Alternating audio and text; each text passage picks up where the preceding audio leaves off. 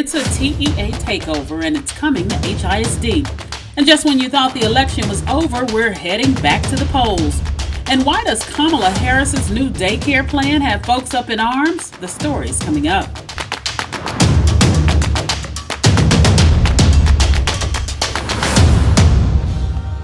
Hi, I'm ReShonda Tate Billingsley with your weekly Defender News Wrap, where we bring you the biggest news stories from the Black community. Well, we saw this one coming. The Texas Education Agency has announced that they're taking over HISD. TEA will appoint a board of managers to take over based on a number of serious or persistent deficiencies, which include possible open meetings violations by the board and long-standing academic issues. Several trustees have criticized the move and even called it a slap in the face of democracy, since their appointed replacements will not be elected. HISD Superintendent Dr. Grenada Lathan will also be replaced under the TEA's takeover plan. If you were waiting on Election Day to wrap up all the politics, you'll have to wait a little longer.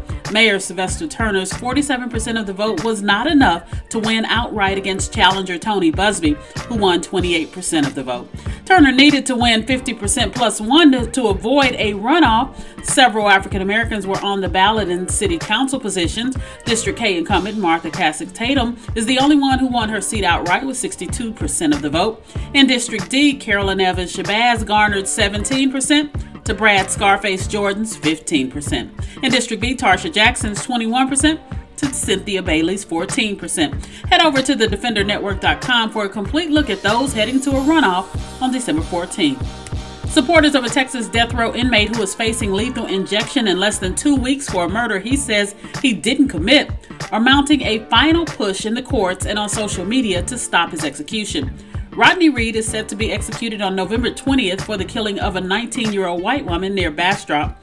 Prosecutors say Reed raped and strangled the woman in 1996. He's long maintained that he didn't kill the woman and that her fiance, a former police officer, was the real killer and was angry because the two of them were having an affair.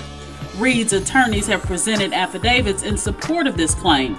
Celebrities like Rihanna, Dr. Phil, and Kim Kardashian West are calling on Texas Governor Greg Abbott to do the right thing. We'll keep an eye to see how this plays out. Voters in Kansas City overwhelmingly approved a move to rename Martin Luther King Jr. Boulevard.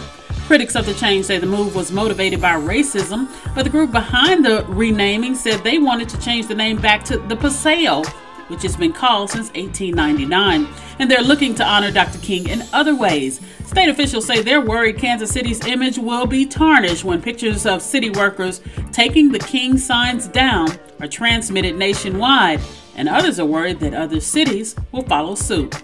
Senator Kamala Harris has introduced a bill to have schools extend programming for students from 8 a.m. to 6 p.m. on weekdays so that parents don't have to scramble to find affordable childcare.